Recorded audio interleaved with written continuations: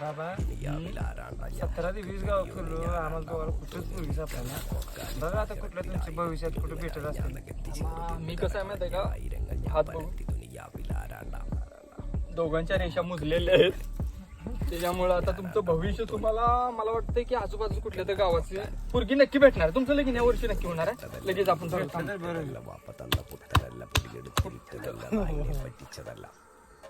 शिका बाबा अजिबात कोणी बोलायचं नाही. कुई कुई कुई रे आंब्याची कुई रे. भांड्याच्या गाव बायकोचं गाव कुठला हे बघा इकडची वरच्या गावाकडे म्हणजे डोंगराच्या साईडची कुठली तरी पोरगी आहे तुम्हाला.